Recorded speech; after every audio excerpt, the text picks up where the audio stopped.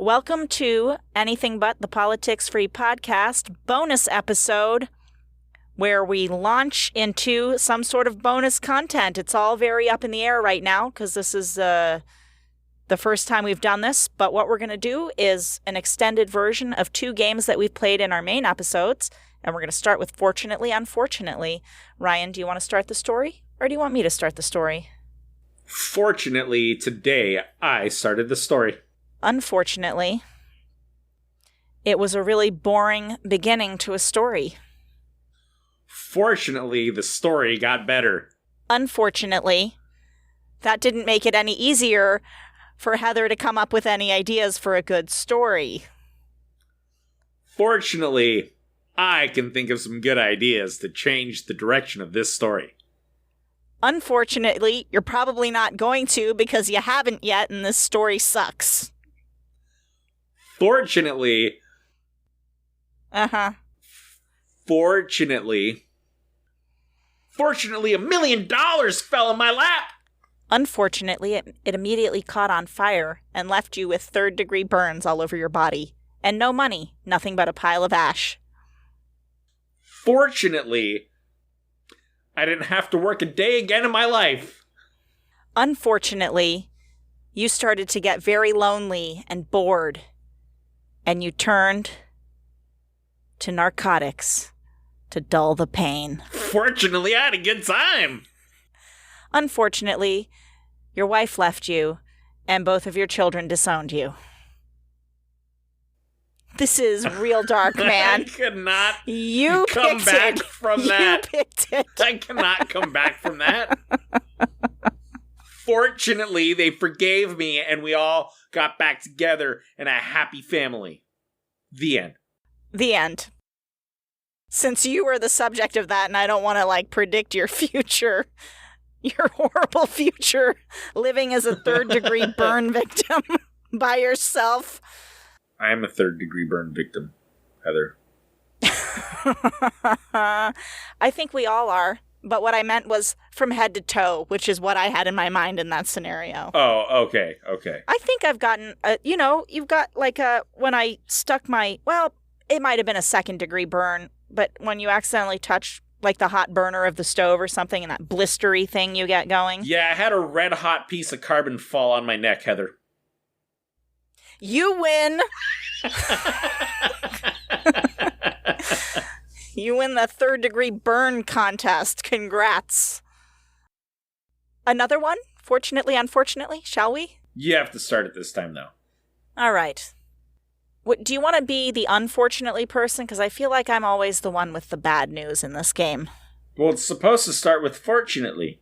I thought it was just supposed to start as a story, and then if I start... Okay, fortunately, Jody... Foster?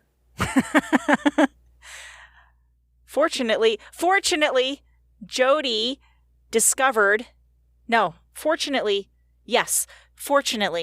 Jody discovered a hidden treasure in the attic of her new home. Unfortunately, that treasure was a haunted Dybbuk Box. What is a Dybbuk Box? Dybbuk Box? It's got the demon trapped inside of it, and if you open it, the demon comes out and haunts you. Dybbuk Box? Cubic Box? Something box. Hold on.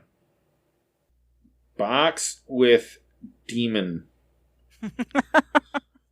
inside. Search. A Dybbuk Box. How do you spell it? Dubbuk. Dybbuk. A Dybbuk Box. Okay, so a Dybbuk Box would be one that you trapped an evil demon in, and then if you open it, you let them out. Is that the idea? As opposed to a good demon? Yes, an evil demon inside. I've never met a demon. I don't know. So you were saying, unfortunately... Unfortunately, the treasure in her attic was a Dybbuk Box. Fortunately, she recognized immediately what it was and didn't open it. Unfortunately, her dumbass husband found it and dropped it, and it broke open. Fortunately, she was not home at the time. Unfortunately, it affects all people living in the home. Fortunately, her best friend was an ultra-powerful clairvoyant with special demon-repelling powers. Unfortunately, she died in a car accident on the way over to exorcise the demon. Fortunately, she showed up in spirit because that's how good of a friend she was. Unfortunately, her spirit got hit by a bus and she died, and couldn't come help. Fortunately, unlike any demon in the history of Dybbuk Boxes, this one was like, you know what? I'm cool. I don't want to haunt you guys. I'm just going to go to hell. Ciao.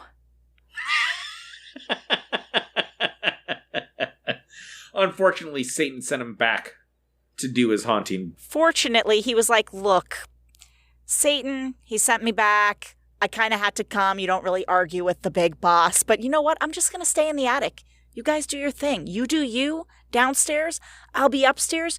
Just don't come to the attic. Everything's fine. Do you want to take your stuff out of here? Can you bring me some chicken wings? I heard you guys saying something about KFC earlier. Unfortunately, on his way up to the attic, he stubbed his toe on the chairs, and it reset everything inside him, and he was like, that's it, I'm fucking haunted this whole fucking place! Fortunately, by that time, the husband, who, although he had idiotically broken the Dybbuk box in the first place, was a genius, and he had developed a new Dybbuk box and was able to trap the demon inside of it, and they all lived happily ever after. The end. Unfortunately, he dropped that box. I ended the story. It's over. All right, let's do one round of one-word stories. Okay. Take it away. Today, Joseph Miller is going very slowly because he doesn't like cotton mouth. But I mean, literally the only word I could say next is he. He has a solution to the cotton mouth. It pertains to the content of his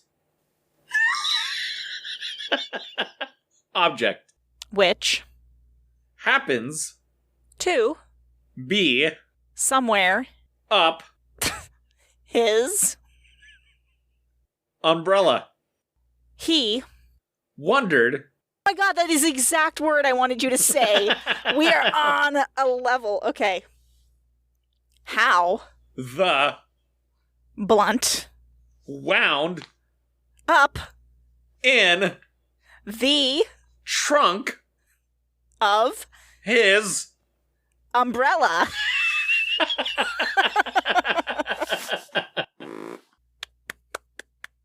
I think we deserve a hand for that. I mean, my God, the artistry. I'm not going to stop clapping because that was fantastic. It could be made into it was good. A Oscar-winning movie. Yes, because it wouldn't make any sense and it would be very dreamy. Yes, agreed. Thank you. Well, that's it for this bonus. That's it for this bonus. Dybbuk? That's it for this bonus content episode. Until next time. Chowsers.